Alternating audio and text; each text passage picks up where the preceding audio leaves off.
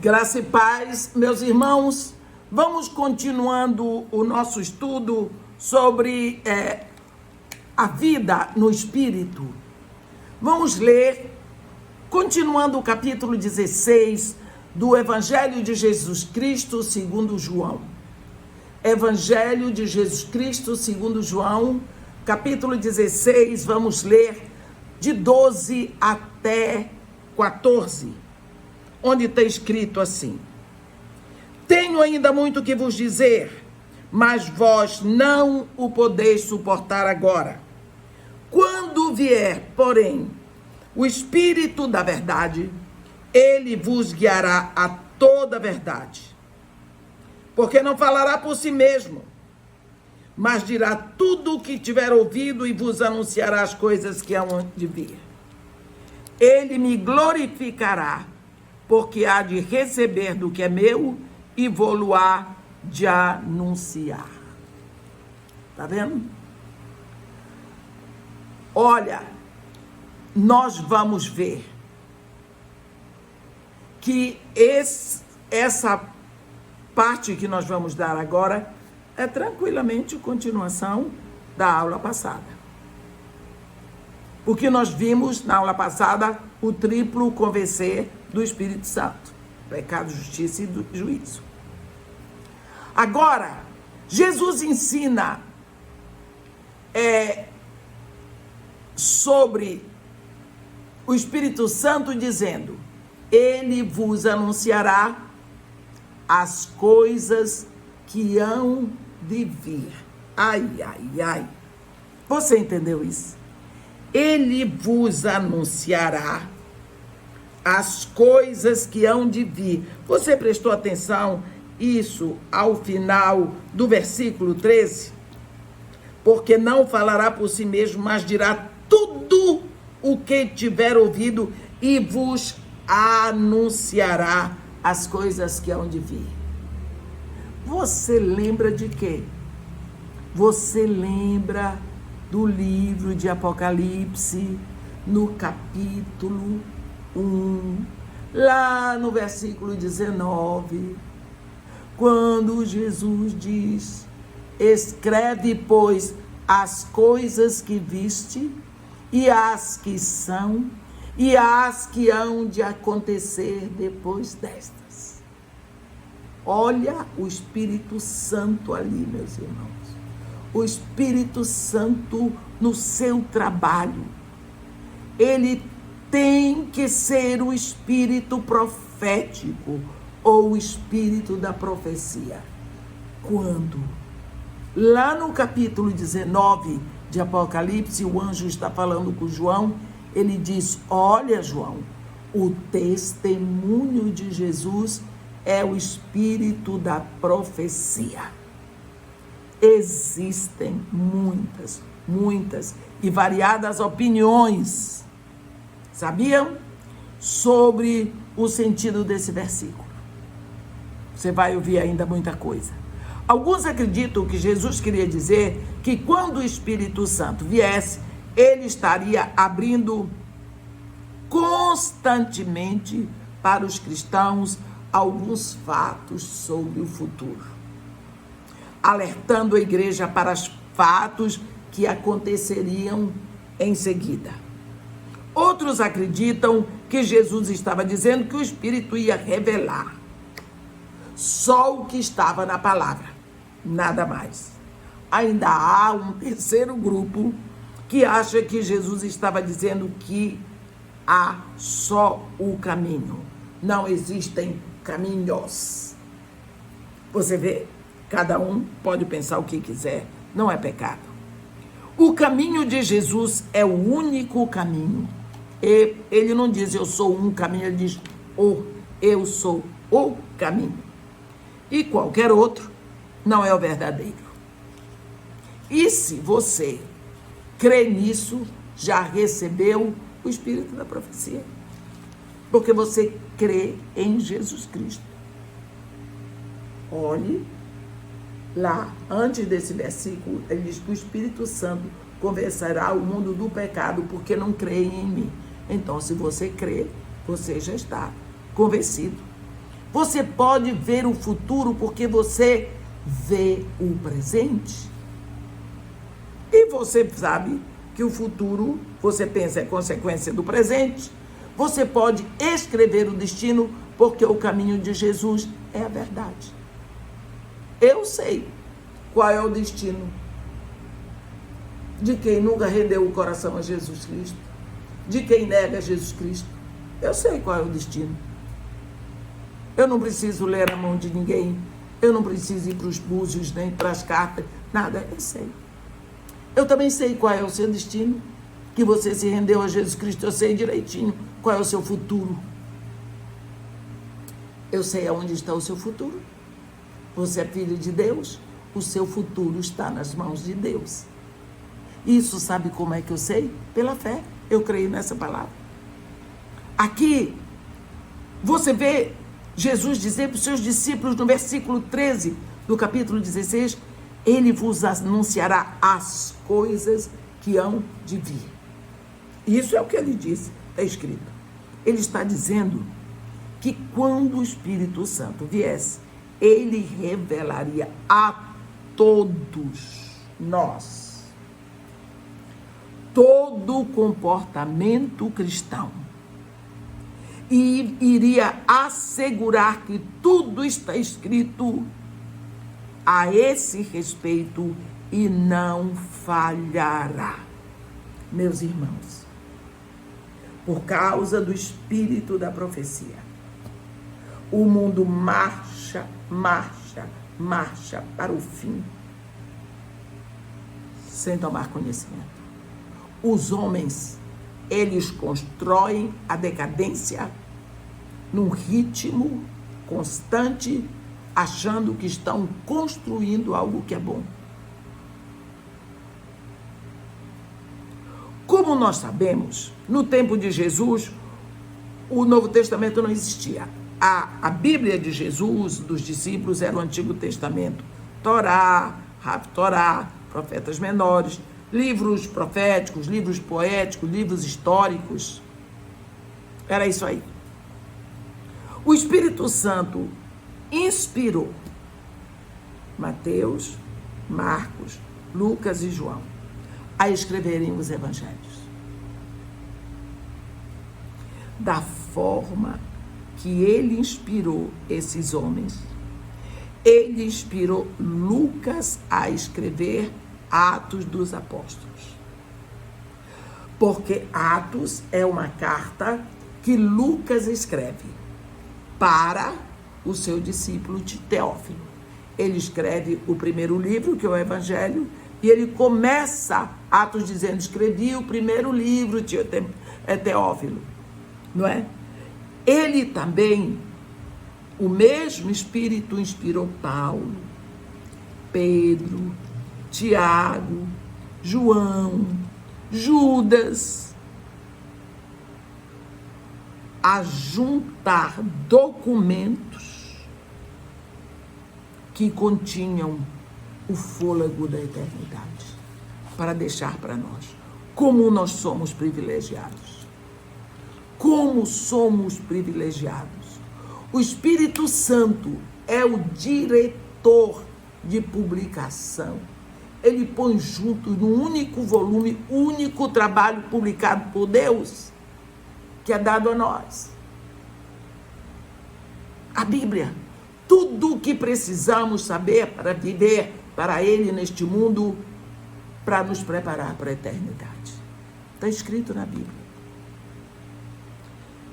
Está escrito na Bíblia. Por isso que esse livro incomoda. Um dia eu estava com um atraso no voo, por causa do tempo que estava ruim. O avião atrasou. Uma porção de gente na sala de espera no aeroporto. Eu puxei minha Bíblia. Todas as vezes que eu viajo para pregar. Nada melhor do que a Bíblia.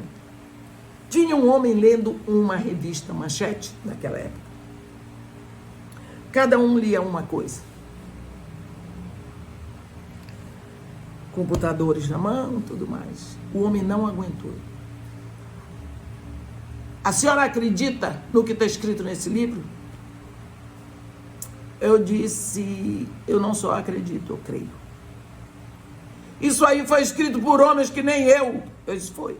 A diferença é quem ditou. Quem ditou. Aqui. O senhor não pode ver. Até eu escreveria isso. O que está escrito, se o Espírito Santo, que inspira isso aqui, tivesse ditado para mim. Falou.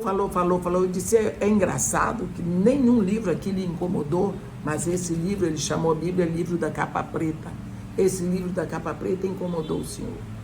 O senhor me dá licença. Você vê como a Bíblia incomoda até quando você não abre a boca. Até quando você não abre a boca. Ele vos anunciará as coisas que hão de vir. Jesus não estava se referindo ao Novo Testamento. Não.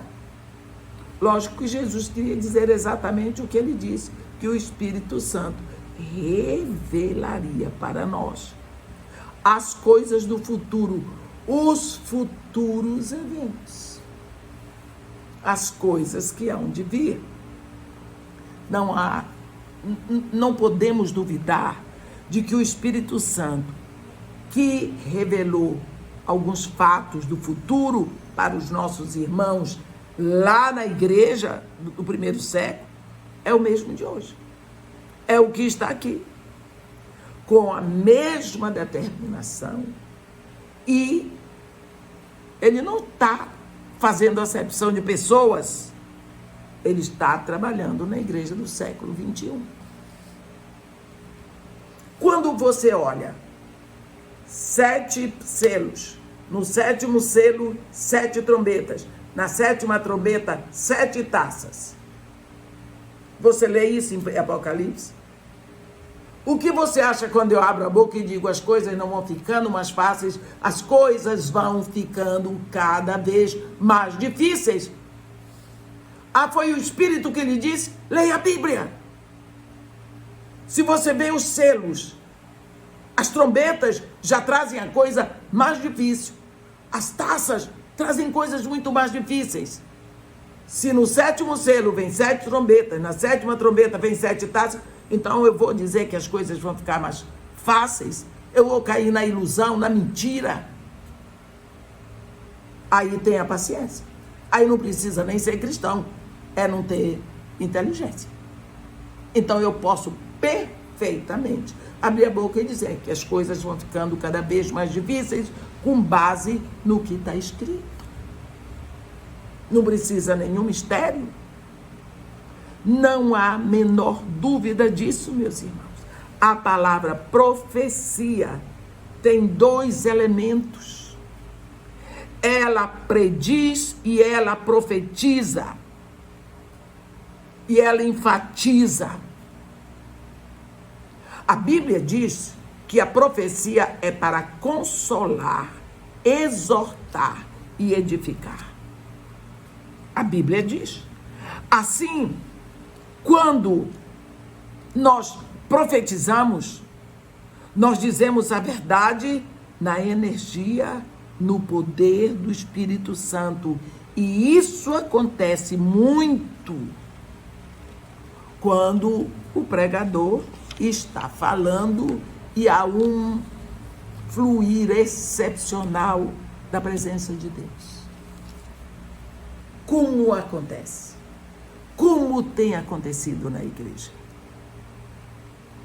Nós não vemos isso toda hora, mas quando acontece, é um derramar de alegria no coração dos irmãos. Profecia também significa dizer, revelar fatos sobre o futuro. O Espírito Santo é Deus. Ele pode lhe revelar as coisas. Ele pode dizer.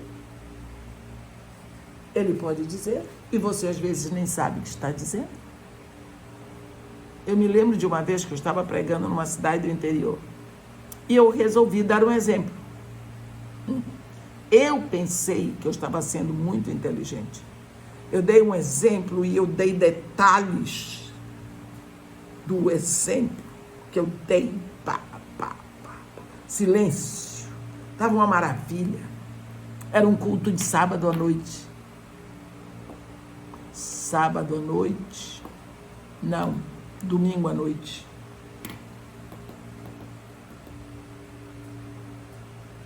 Meus irmãos, eu nem tinha visto o pastor, que quando eu cheguei na igreja o pastor estava atrasado, porque tinha ido fazer o enterro numa cidade vizinha. Quando eu desci de lá, que eu cheguei lá na porta da igreja, estava um bafafá. Por quê? Tinha um homem querendo pegar o pastor da pancada, porque ele tinha confessado para o pastor um roubo que ele fez, e eu lá no púlpito disse tudinho, até o que ele não imaginava que eu podia dizer. E eu disse para ele, eu disse, moço, eu nem falei com o pastor, nem saber. Como que a senhora ia saber até o número das vacas? Eu disse, que vacas? Eu disse que eram 42 vacas, mas eu estava dando o exemplo. Eu não sabia que a coisa estava vindo de longe, estava vindo do alto. Aí eu fiquei numa alegria, eu podia até apanhar do homem ali, mas o Espírito estava me dizendo, sabe por quê? Aquele homem tinha roubado as vacas da sogra dele e tinha posto a culpa no pobre do vaqueiro, e o vaqueiro perdeu o emprego de anos que ele tinha e ainda estava com a culpa de ter roubado. Pronto. E o Espírito Santo vazou tudo lá, e o cara foi na porta da igreja, se entregou. Ele se entregou. Todo mundo ficou sabendo que foi ele, até a sogra. Olha o espírito da profecia trabalhando. Ali não foi uma palavra de conhecimento, porque o Espírito não me revelou que o homem tinha feito isso, mas o Espírito me levou a ensinar através de uma parábola. Eu contei uma história que eu inventei na hora para poder ensinar alguma coisa sobre crescimento espiritual. Então você vê que o Espírito Santo está sempre ministrando. Nós vemos que a profecia em algumas comunidades deixa pessoas irritadas. Mas nós precisamos lembrar que não existem evidências que surgiram de que a igreja tinha perdido a natureza profética do trabalho do Espírito Santo, que o Espírito Santo cessou de trabalhar lá em Atos 28, que não teve mais, foi só para a igreja do princípio, e a igreja hoje não precisa, só se a igreja já foi arrebatada. Aliás, para ser sincero, as coisas estão tão difíceis aqui embaixo, que às vezes eu penso que já a igreja foi arrebatada, e eu fiquei, de tão difícil que está. Mas quem disse? O Espírito Santo vai levar a igreja. O Espírito Santo está ativo, com todo o seu poder, não sofreu apagão. Ele está trabalhando na igreja do século 21, como trabalhou desde o início da era cristã. Nós é que estamos indiferentes à sua dinâmica, ao seu poder, ao seu ministério. Muitas profetadas já aconteceram na igreja, mas isso não quer dizer que o espírito da profecia não está operando. Mentira, sempre existiu. Pessoas procurando ibope, sempre existiu. Não precisa nem ir na igreja para ver isso. Não é? Invenções. Gente querendo ser poderoso, aparecer. Isso sempre existiu. Mas isso não vai prejudicar o trabalho do Espírito Santo. Ah, porque assim a igreja fica prejudicada, deixa de ser bobo. Fica não. O Espírito Santo é Deus. Não é? Quando uma brasa ela cai na fogueira, você não se preocupa com ela. Se você quiser apagá-la, bota fora da fogueira, ela vai aos poucos apagando. Vai virar cinza. Você quer apagar uma brasa? Você pega uma tenaz, tira, põe na fogueira. Ela vai virar cinza.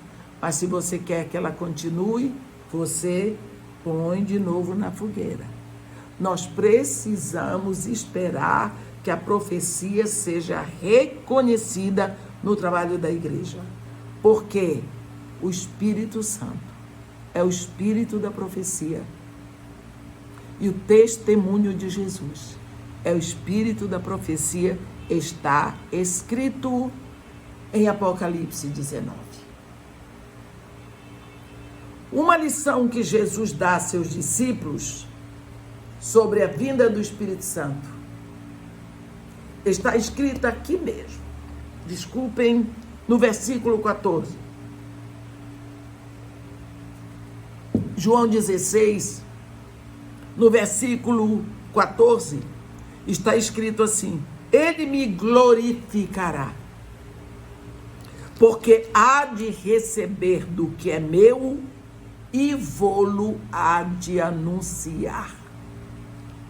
Onde Jesus ensina a seus discípulos, aqui, Jesus ensina a seus discípulos que o objetivo final da vinda do Espírito Santo é glorificar a Jesus.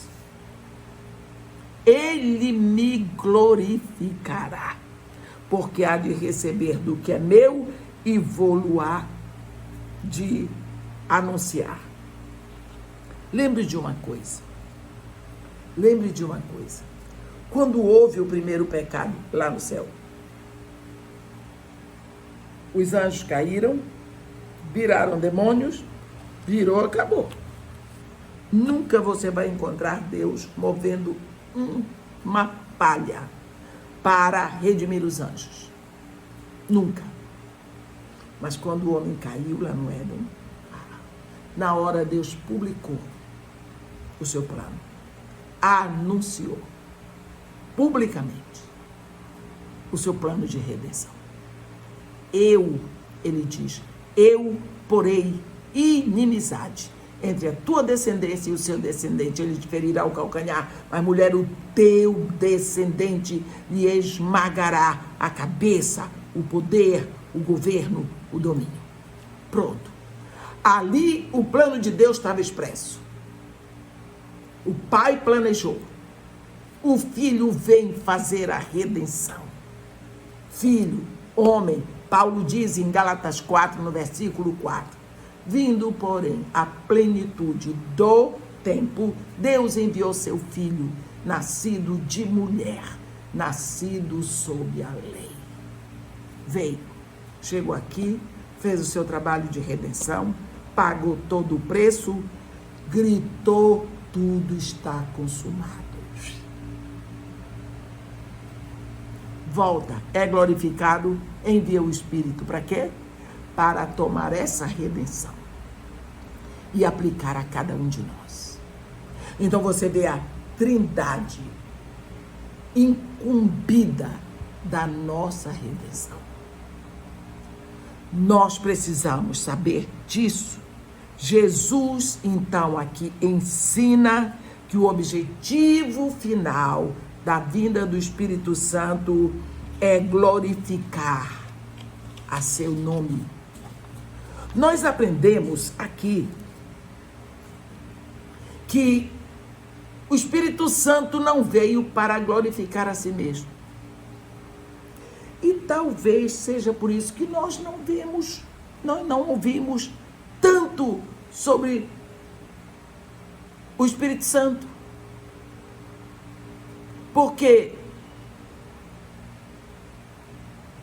ele leva a igreja a louvar ao Senhor Jesus.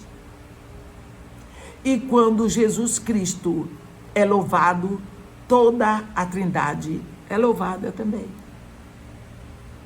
Você vê que nós cantamos na igreja louvores, houve uma época que se louvava mais o Espírito Santo. Não. Agora, quero que valorize o que você tem. O que é que você tem? A riqueza do reino. Não é? Nós demoramos muito para descobrir que essa alta comiseração que tem sido tão cantada na igreja, coitadinho de mim, porque você está curado, porque Deus cura, porque isso, só se fala de cura. O que é isso? Parece que o trabalho de Jesus Cristo precisa ser completado por alguém. Porque hoje você já aceitou Jesus como Senhor, mas eu vou impor as mãos sobre você para você ser liberto. Como é isso? Jesus Cristo, se Cristo vos libertou, Gálatas 5, verdadeiramente sereis livres. Se Jesus Cristo não libertar você, já era.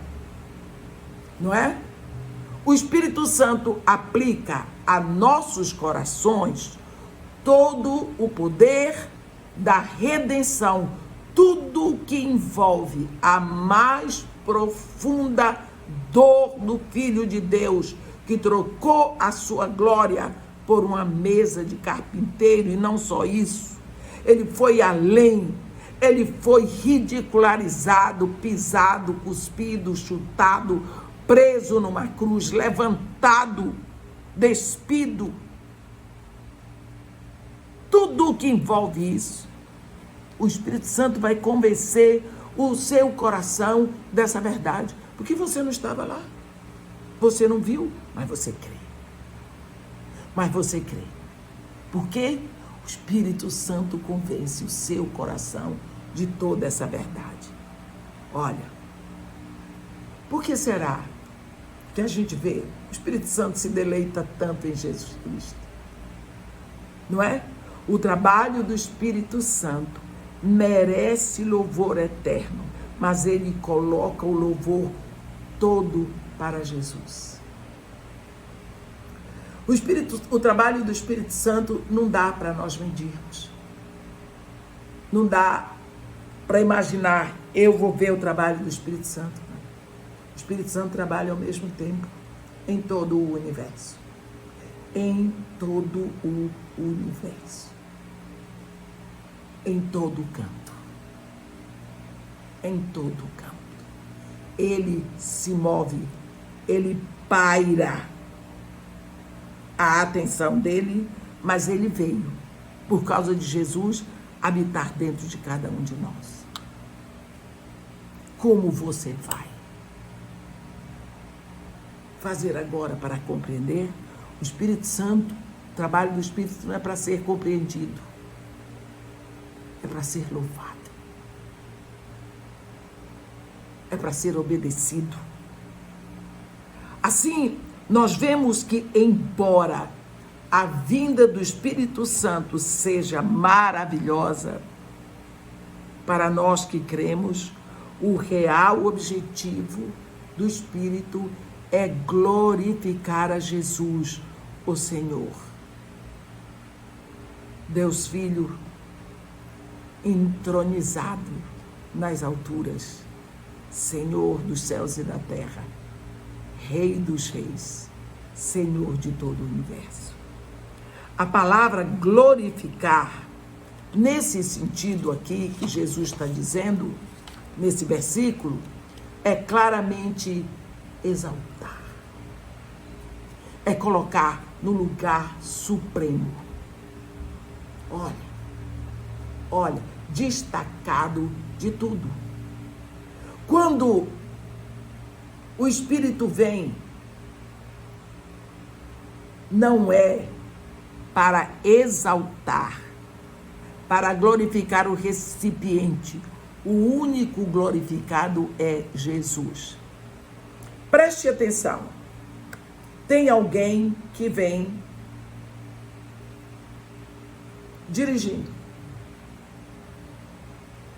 E ele bate o carro abre a porta e ele cai na ribanceira e ele consegue ficar preso numa árvore para não cair no precipício lá embaixo. Ele fica ali, mas ele está todo machucado. Alguém que vem lá atrás ouviu o barulho, vê o carro, cadê o motorista? Olha para baixo, a pessoa está lá ensanguentada. Mas o que fazer? Liga para onde? É o interior dos interiores. O que é que essa pessoa faz? Essa pessoa se vira. Ela se vira. Ela faz o que pode. Ela desce a ribanceira. Ela vai lá, toma este ferido, põe nos braços, traz. Todo arranhado. Agora os dois estão arranhados. E consegue botar dentro do carro e levar para o hospital. Ela salvou a vida daquele pobre motorista. A quem nós vamos aplaudir? Ao ferido que teve a sorte de ser salvo? Ou aquele outro que expôs a vida dele para salvar? Quem vai merecer os aplausos é aquele que expôs a vida para salvar o ferido, não é? Então, meu irmão, quem merece toda a honra, toda a glória é o Senhor Jesus. E não eu. Eu estava morto, como Paulo diz, nós estávamos mortos nos nossos pecados e delitos. E Ele nos deu vida. Então, nós sabemos que Jesus Cristo é que é digno. O Espírito Santo é que é digno. Quando alguém salva uma pessoa que estava morrendo, a glória é para quem salva, não para quem foi salvo. Eu acabei de dar um exemplo sobre isso. Da mesma forma, a glória não é para a pessoa que é recebida, e sim para Jesus. Toda a verdade, todo o fato que precisamos saber a respeito de como viver efetivamente como filhos de Deus aqui na terra está demonstrada, está revelada na pessoa de Jesus Cristo. Meus irmãos, Jesus Cristo é Deus vestido de homem. É Deus expresso em figura humana. É Deus no corpo de homem, palpável. É tão interessante aquele momento de Nicodemos com Jesus. Nicodemos chegou lá, sabia tudo. De noite, mestre, rabi, sabemos que tu és vindo da parte de Deus, porque ninguém pode fazer os sinais que fazes se Deus não estiver com ele. Aquele homem, e Jesus, Nicodemos, tu és mestre em Israel. Sabe o que estava acontecendo ali? Nicodemos chegou para Jesus dizendo: temos observado, temos te estudado, temos te seguido, sabemos quem tu és, estamos por dentro, a nós você não engana. Ele não sabia que estava falando com o próprio Deus. Está vendo? Ele não sabia que ele estava ali falando com o próprio Deus. Que quem estava falando com ele era Deus. E isso é que existia de mais importante. Meus irmãos, tudo que nós precisamos saber sobre o Pai, nós vemos no Filho. O próprio Filho diz, no capítulo 14 de João: Filipe, quem vê a mim, vê o Pai. Pronto. Com Deus, toda a verdade está revelada. Em Cristo, tudo está revelado para nós. O Espírito trabalha aplicando a verdade do Pai e do Filho nos nossos corações. Porque só o Espírito Santo de Deus pode fazer isso. Quando nós olhamos de tantas lições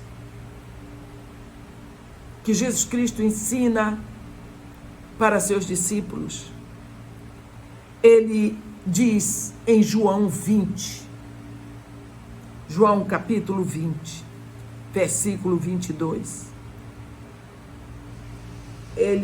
a Bíblia diz assim: havendo dito isto, soprou sobre eles e disse-lhes: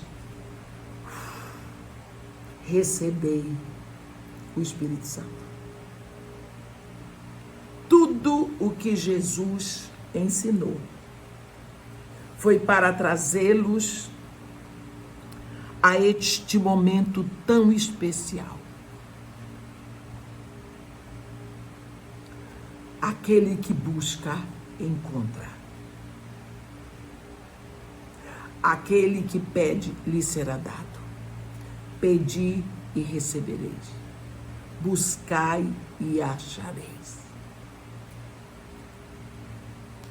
Nós não podemos esquecer que se o Espírito não nos fosse dado, é porque o trabalho não ficaria completo. Enquanto Jesus ensinava sobre o Espírito Santo, esse ensinamento criou nos seus discípulos o desejo. E o coração deles ficou em expectativa pela vinda do Espírito Santo. Assim os seus corações estavam receptivos, prontos para receber. E isso deve acontecer conosco. O que lhe custa tirar um tempo? 5, 10 minutos. E ir lá no seu lugar sozinho. E conversar com o seu Senhor Jesus, com o Pai, com o Espírito Santo. O problema não é possuirmos o Espírito, é deixar que o Espírito nos possua.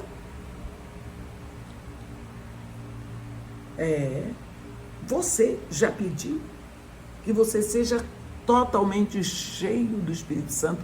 Nós ouvimos na Bíblia, e Estevão cheio do Espírito Santo,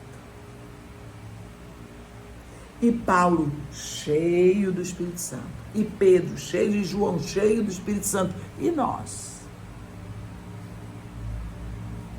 A Bíblia diz para nós: enchei-vos do Espírito. Enchei-vos do Espírito. Nós precisamos buscar isso aí. Precisamos falar com esse Espírito. Precisamos nos dispor a isso. Enchei-vos do Espírito. Não basta simplesmente pedir, tem que começar a usar, tem que começar a agir. Você tem sede de Deus? Tem. Você quer mais de Jesus Cristo? Ou você só diz isso quando canta? Se alguém tem sede, venha a mim e beba. Ele não diz peça, ele diz beba. Venha a mim e beba. Eu gosto muito disso. Não precisa pedir licença. Não precisa ficar acanhado. Ele está à disposição. Só os sedentos é que procuram beber. Está vendo? Se você não está indo beber dele, é porque você não tem sede dele. Porque quando você tem sede, olha para mim. Eu tenho aqui água. Enquanto eu bebo, eu melhoro minha garganta. Eu sei que preciso. Eu preciso de água enquanto prego. Será que eu não preciso do Espírito? Por que não? Se você está sedento, você aí onde está, pergunte-se a si mesmo, por que eu estou sedento? Normalmente é por causa de algum medo que você tem. Você não tem abertura para chegar lá. Alguém lhe ensinou na sua infância que Deus castiga, que Deus só gosta de gente boa, que Deus só gosta de gente que vem de uma família boa, de gente que estudou, de gente... Deus, tudo que fez e faz é com o desejo de perdoar. Tudo que Deus deseja é lhe perdoar. Ele entregou o próprio Filho na cruz para perdoar. Vá, deixa Ele fazer o trabalho. Peça, beba. Algumas pessoas têm medo de ficarem tão espirituais que vão ficar ridículos. Está com medo de ficar, como é que as pessoas dizem, fanáticos. Você pode ser fanático pelo seu clube, você pode ser fanático pela sua escola de samba, você pode ser fanático, mas não pode ser fanático por Jesus. Ora, meu irmão, é de bobagem, não é? Outros têm medo de dar abertura à operação de demônios. Sabe por quê? Eu já vi gente me dizer assim, irmã, eu não oro em voz alta, que é para Satanás não ouvir. O problema é dele. Jesus Cristo disse assim, quando orardes, dizei. É para abrir a boca. Quando você diz, você não fala assim, não, você diz. Jesus Cristo diz, quando orardes, dizei. É para abrir a boca e dizer. Não é segredo. Ah, mas eu não quero que Satanás é espírito. Ele sabe, ele viu tudo a safadeza que você fez. Viu?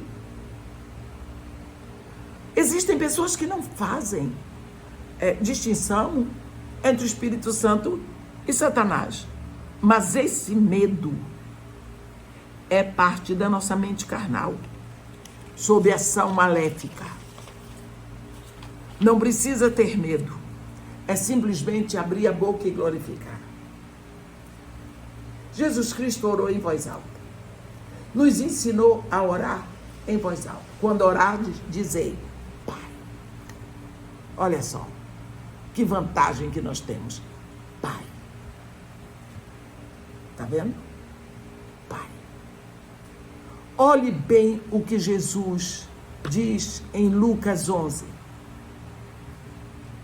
Quando orardes, dizei, Pai. É assim que Ele quer. É assim que deve ser. Deus é mais amoroso e mais afetuoso do que um pai terreno. Pode ter certeza disso. E nós podemos confiar quando Jesus diz, se pedirmos o Espírito Santo, o Pai nos dará. Ele dará até o Espírito Santo se pedirdes. Olha, se seu filho lhe pedir um pão, você vai dar uma pedra? E se ele lhe pedir um peixe, você vai dar uma serpente?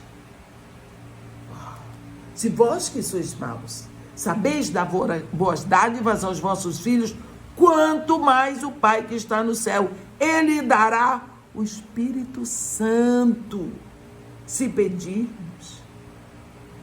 O Espírito Santo se move na terra com tremendo poder através dos seus filhos. O Espírito Santo não está sentado numa cadeira ou numa praça pública ou lá no púlpito da igreja, não. Ele habita em nós, em cada um de nós. Ele se move na terra com poder através dos filhos de Deus. Existem lugares neste planeta onde o cristianismo está carente de poder do Espírito Santo. Por quê? Porque se tem cristão lá, não está buscando beber da água, do poder, da vida, do Espírito, não está usando o dom e o poder que veio do alto. Recebereis poder quando vier sobre vós o Espírito Santo. Não se deixe ficar sem essa plenitude, sem essa vida abundante, por medo. Porque o medo é o inverso da fé. O verdadeiro amor, João diz, lança fora todo o medo. Medo de quê? O medo faz você ficar derrotado antes da luta. Você nem luta porque você está com medo. O exército de Israel se escondia por medo do Golias. Não é? Fica com medo. O medo não vem de Deus, vem do inferno. E provavelmente tem encarcerado muitas pessoas na igreja que não buscam o trabalho do Espírito Santo. No segundo livro de Timóteo, nós vamos ver aqui o que a Bíblia nos ensina. Segundo livro de Timóteo, no capítulo 1, versículos de 7 a 9, está escrito assim: porque Deus não nos tem dado espírito de covardia, mas de poder, de amor e de moderação. Não te envergonhes, portanto, do testemunho de nosso Senhor, nem do seu encarcerado, que sou eu. Pelo contrário, participa comigo dos sofrimentos a favor do Evangelho, segundo o poder de Deus, que nos salvou e nos chamou com santa vocação, não segundo as nossas obras, mas conforme a sua própria determinação e graça, que nos foi dada em Jesus Cristo, antes dos tempos eternos. Meus irmãos, nós precisamos saber que o Espírito Santo já veio. E a vinda do Espírito Santo marca uma época diferente. Uma época em que filhos de Deus pisam na terra e fazem diferença. Você não sabe a diferença que você faz, porque você é luz. Jesus Cristo diz: vós sois a luz do mundo. Você recebeu o batismo do fogo. Jesus Cristo imergiu você no fogo. Você é uma tocha viva apontando para cima, porque em qualquer lugar que você acenda o fogo, ele aponta para cima. O que mais falta para você sair desse casulo? Você já recebeu Jesus? Já se rendeu? Já é filho de Deus? E porque se arrependeu, seus pecados lhe foram perdoados? O Espírito Santo já está habitando em você. Você, em Cristo, está assentado nas regiões celestiais. Eu quero que você se pergunte agora: o que está acontecendo comigo? Porque eu não estou testificando de uma vida abundante. O que mais está precisando? O que mais? Vai para o cantinho. Pede ao Pai que Ele tire de você todo e qualquer embargo que tenha na sua mente. Porque, com certeza, existindo o embargo, esse embargo não vem de Deus. Vem para tornar você amarrado, exprimido, encarcerado. Filho de Deus amarrado, sem produzir, copo vazio ou um copo cheio que ninguém bebe. Filho de Deus que não quer mais, que não tem vida abundante, não tem sede de ver o nome de Jesus glorificado. Tem alguma coisa por aí? E com certeza não foi o Espírito Santo que lhe deu isso. O Espírito Santo quer que você seja cheio, pleno, transbordante. Vai no poder do Espírito Santo. Amém. Que Deus nos abençoe e nos guarde. Faça resplandecer o seu rosto sobre nós e tenha misericórdia de todos nós. Amém.